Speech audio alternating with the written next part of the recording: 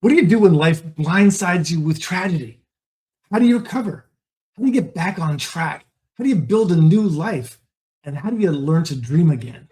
Well, today we're speaking with Chanoa Inez, author of Dream On, How to Create the New Life of Your Dreams After Upheaval or Loss. And this book spoke so deeply to me. I just want to thank you so much, Chanoa, first of all, for coming on. And there's a lot to talk about. You've got an incredible story of tragedy, recovery, rebirth, recreating a new life and dreaming again. Let's just jump right in. Tell us a little bit about your story and how you came to write the book and how you came to be the woman you are now. Ooh. Yeah, well, thanks for having me, Jonathan.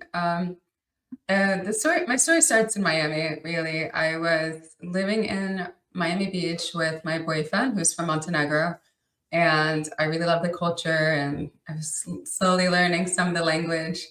So when I finally went there on vacation, I loved it so much that I didn't want to talk about my vacation when I came back because I was really depressed about returning to Miami. Um, so we talked about it and decided the next year we would, basically put our things in storage and move there to see if it would work out with our businesses and if we wanted to stay there. If we change our minds, it would be easy to come back. So the next year, that's what we did. And the summer was just going to be a long summer vacation of travel, and then the business stuff after the summer. So the first day, we were in the capital, and I didn't get to meet his parents the trip before. So I knew his family in Florida, but it was really nice to get to meet them. And we had just like a perfect day. Then we went to the seacoast, and a friend gave us his condo for the week. And it was just magical. And I remember that was the first time in my life up until that point where I felt like I had no problems. Like I just felt like everything was aligned. And unfortunately, in the morning, I woke up and he did not. He passed away from a clot in his sleep. And my life, as you can imagine, literally transformed in an instant. Not only did I lose him, he passed away, but I lost our life as we knew it and the future dreams that we had that we were, moving towards. So it was really jarring. I was in my 20s. I hadn't even meditated. So all other, stresses and traumas and, et cetera, et cetera. I was just, they're all just kind of in the background, they're just like, you don't really resolve things and you just keep moving forward when you don't really have a certain level of awareness, let's say. So I didn't really have any tools, but I insisted on staying in Europe. I ended up living there for almost 7 years. The first 2 years were very difficult with some bright spots in between, but my identity was so intertwined with his. We did everything together, and I didn't realize that I didn't have so much of my confidence, it was gone when he was gone. It was like I didn't know who I was.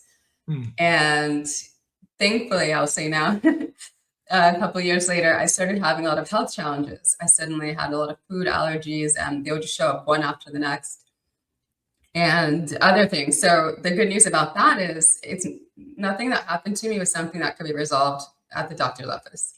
And the good news about that is I started discovering, okay, meditation, yoga, so many different modalities. I even flew to the Amazon in Peru for like a 2-week plant medicine retreat. I tried everything under the sun, and it all helped to a degree, but I knew there was something wrong. Like, why was a person who's always perfectly healthy now has all these health ailments, and my vitality was just not there, So the good news about that is I started, really deep dive seeking, but it was ironic because I had so much information, but it wasn't really getting through. There were so many subconscious blocks that were so obvious now in hindsight, and then I just couldn't see it. But when I moved I was missing the US and I moved back to LA. I moved to LA, and just changing that environment took me out of my identity there. And that already changed a lot. Suddenly there are a lot of foods I could eat, and I had a lot more vitality. And I was like, oh, okay. And there were still some things I wasn't seeing, but it was very eye-opening to me because I realized I was I was just kind of like living the same day kind of on repeat, the way I was thinking, and I thought I was making progress. Fast forward a few years later, the end of a romantic relationship, one of my best friends at the time, she kept talking about, this person and her disapproval of this person. And then I woke up the next day and said, wait, I have the same dynamic in this friendship. So then it really dawned on me. I was just like, I say that I love myself, but self Mm. love is, we can see it through our decisions and our actions. And it was just like, for me to spend the most of my time with two people Right. who, would help me not feel well. Right. Um, it was really jarring to me, but it was one of the most transformative moments of my life. Mm. So things started changing very quickly, and I recognized that I had a victim mindset and that many of the challenges in my life were created by the victim mindset, and that I'd had it even before Bodo passed away. But when he passed away, it really cemented it for me because it was so bizarre and shocking, like out of the blue. So there was like part of me that's just like so angry, like, why me? Like, why did this happen to us? So that helped a lot too. I mean, it's not pretty to see that, but it is, I wouldn't trade it for anything. I mean, to me, that was like, it was really gold to see like so many different elements of my life suddenly made sense. And I was then, I realized I had the power to change all those things. Oh, and Wow. writing the book, how did I get to writing the book? Yeah. So, my circle changed, my close circle, and I started diving deep into advanced meditation. Nice. And that was, Dr. Joe Dispenza meditations. And I decided it basically became my other job. Outside of my business, it's like sometimes 3-4 hours a day. I just had this urgent need to unpack all of these things I didn't see for so long. There was a point where I got to a place where I felt like I felt the night before Mm. Bodo passed away, where I just felt like everything was just amazing, aligned. I came home and I realized, wow, I just stepped out of this cloud of grief so many years later. And my next thought was, I have to write a book because I don't regret how long it took me to get here. Hmm. But no one else has to spend that much time in grief. And I know it's really easy to fall into a trap where we feel like, okay, I'm not grieving anymore. I'm just navigating life's challenges. But we started dreaming small and shrinking ourselves back. And Right. it's a really dangerous limbo to be in. Yeah. Yeah. Wow. Wow. Well, tragedy. One of the things I've read about a lot of tragedies, and one of the things people almost always say is it was so disorienting. By the time I came out of out of the bang of the tragedy, whatever it was, car accident, loss, etc., it's like it takes a while for people to reorient in their life. Then they've got to go through the stages of grieving and all of these things. And you mentioned self love, and I think that is so powerful because and Dr. Joe Dispenza, by the way, love him, amazing, right? His meditations. So how do we come to self-love? You said something really poignant, which was that our actions are representative of our self-love, and that you made different choices because of that. How does that show up for you today? Mm.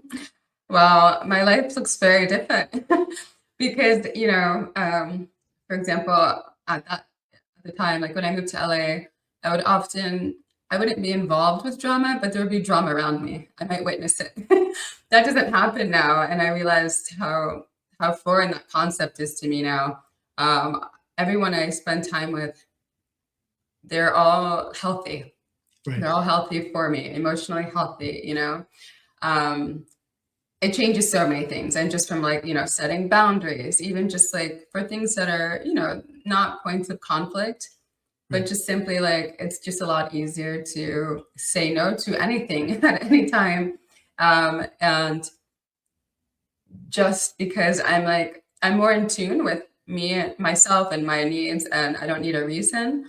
Mhm. And I know that it's not, it's not an affront to someone else when I, turn down whatever their offer is, or I'm just like doing my own thing. So it's interesting because it's such an independent path when you uh, nourish your self love. But ironically, it has deepened my relationships with friends and family.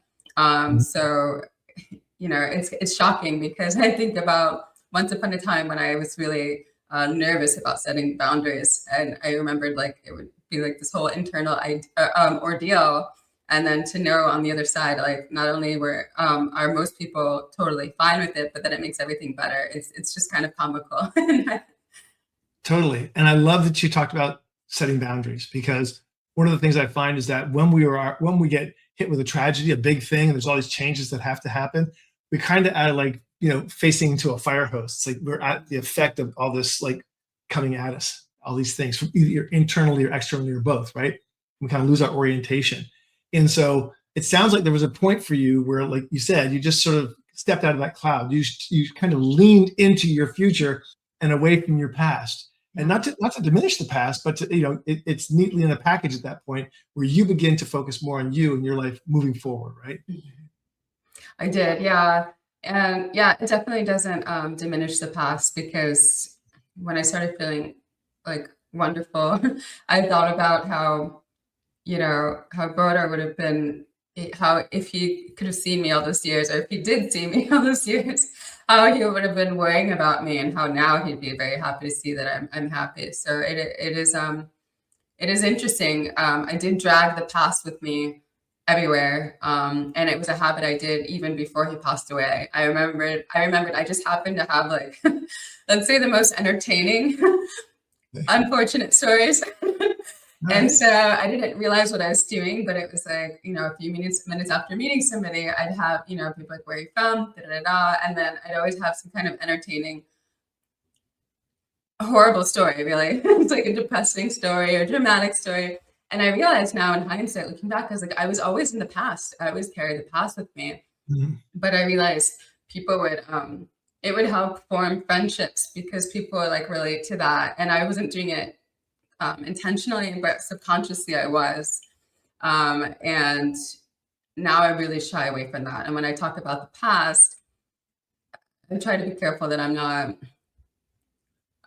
basically carrying the feelings from the past into this future now. Yeah. Into this present now. So yeah, it's just really interesting to see how stuck we can get when we're just, it looks like things are changing. You might move somewhere new, have a new job, and all these things have changed, but you're really stuck in some mode you were in many years ago. Mm, yeah. Well, it's interesting because you've referenced the way that your past was, and a lot of my clients that I've worked with, whether it's coaching, hypnosis, and so forth, often have challenges with the past being like on their shoulders, right? Mhm.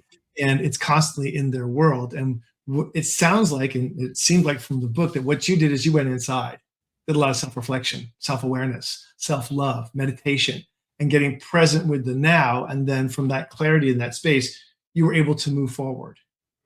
Yeah, and I haven't stopped that. It's just it's not at that pace anymore because I changed so much.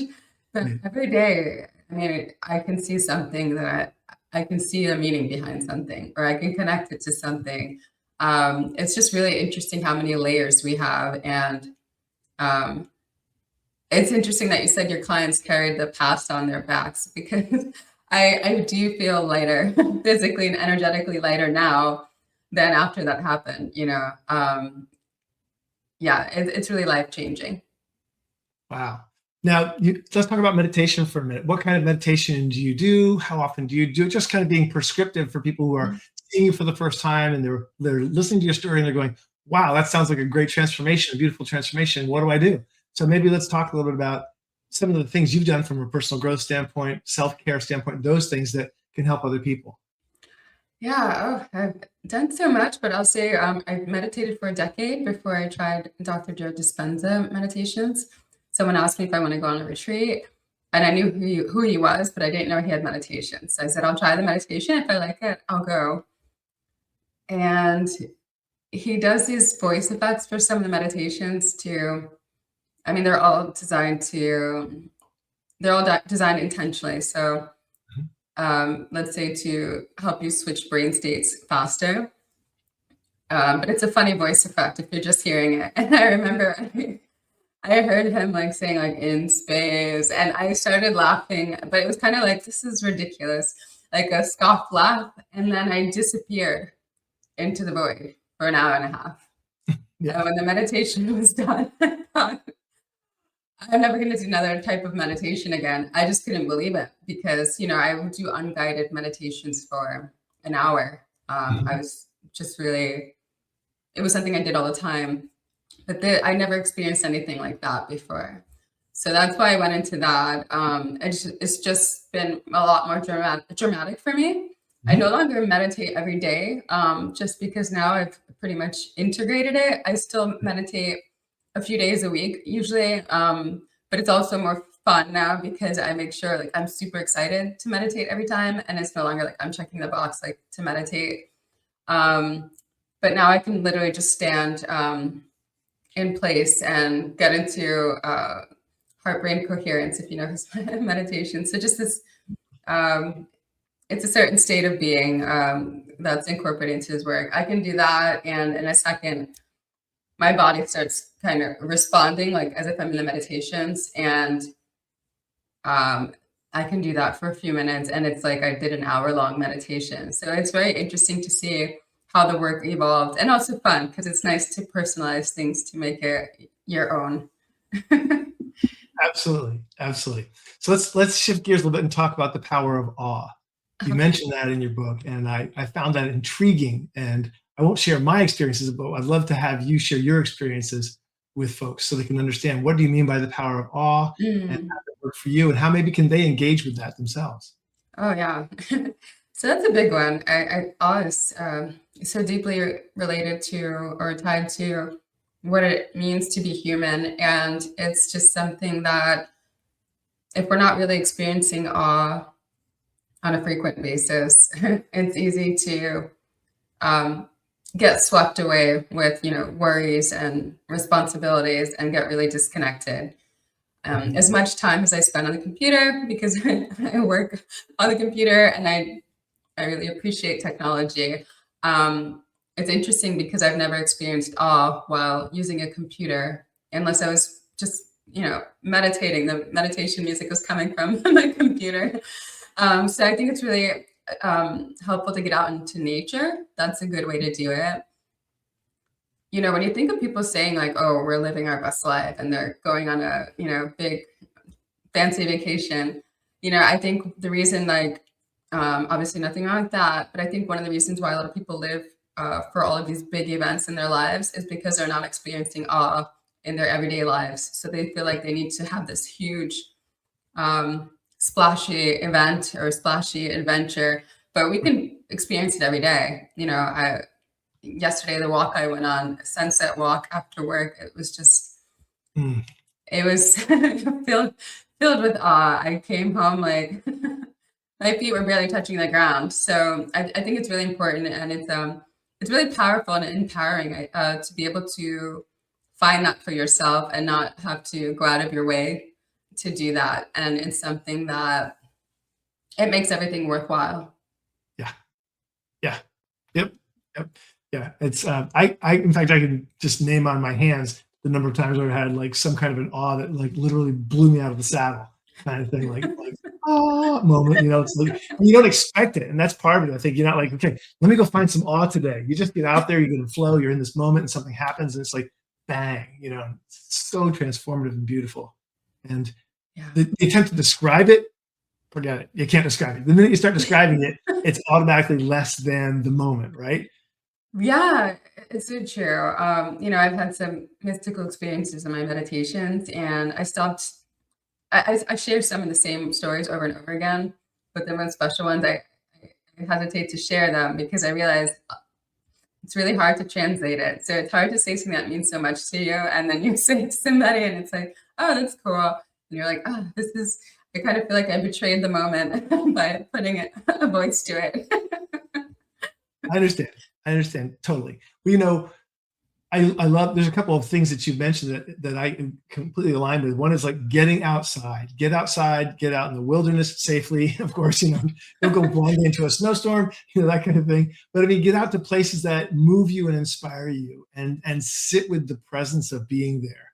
That's, I mean, and whether it's bright moon in the sky, or whether it's getting out in the desert or in the mountains, or just watching the ocean roll in and just seeing the sunrise in the ocean. Any of those things are just beautiful. Or one of my first experiences was walking into Notre Dame Cathedral in Paris. Super early morning, sun was just coming up, lights coming in through all the stained glass. There was almost no one in there because it was relatively early. It was summertime, and I could smell the incense. There was some like monks doing some kind of chanting stuff way over in the corner, or maybe it could have been like a speaker that I was listening to. I don't know. The sound was just coming out, and I was just like, wow. And I put myself in a state of being like a peasant 400 years ago, coming in where my little village has like the highest building is 2 stories, and it's 10 stories inside. All the stained glass and incense, the music, just like it was crazy. It was Wow, crazy.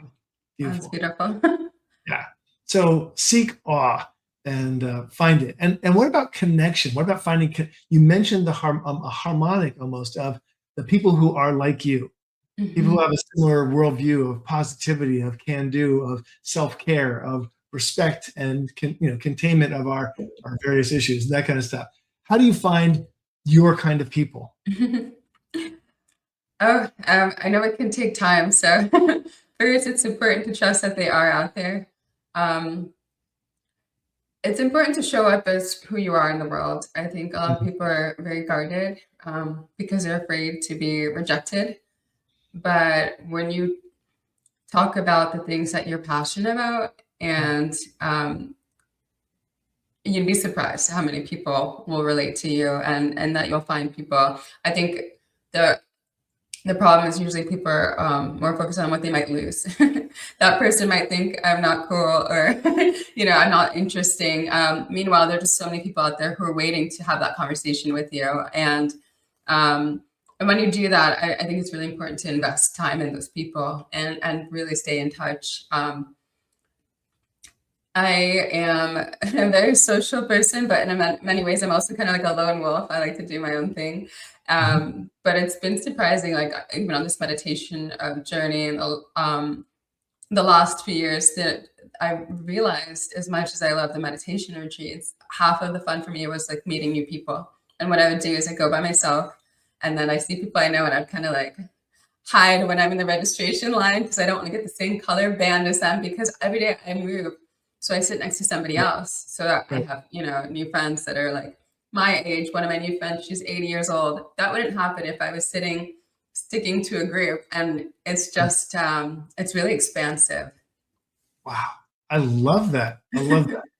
Well, let's kind of shift one more time and talk about dreaming, right? I mean, that is actually, how do you get back to a life of living your dreams? And what would you tell people who are out there and they've maybe been rattled around by life, they've been hit by tragedy, they dusted themselves off, they've reoriented, they're doing some things for positive self-care, good boundaries, that kind of stuff. How do you then turn around and go, I had this big dream before and it got crushed? And many of us have been there. Now what? Now that I'm kind of back on my feet again and moving forward, how do I dream again? And how do I get there? Mhm. Well, first, well, you said they're already ready to get back out there. So first, I would say, if you're already in that solid place, I would start seeking awe and looking for ways to connect to joy again. So if you're already past that initial pain, awe can feel like too far away for some people at that stage. And so I would say recommend, like, first just start finding ways to feel those deeper, better feeling emotions, which when you give back to people, that's usually a shortcut to feel Mhm. better. Volunteering, when you see what you're doing, the effect of what you're doing, the impact it has on others, you can't help but feel that inside too. And I Right. think it's a good way to just start, waking up those emotions.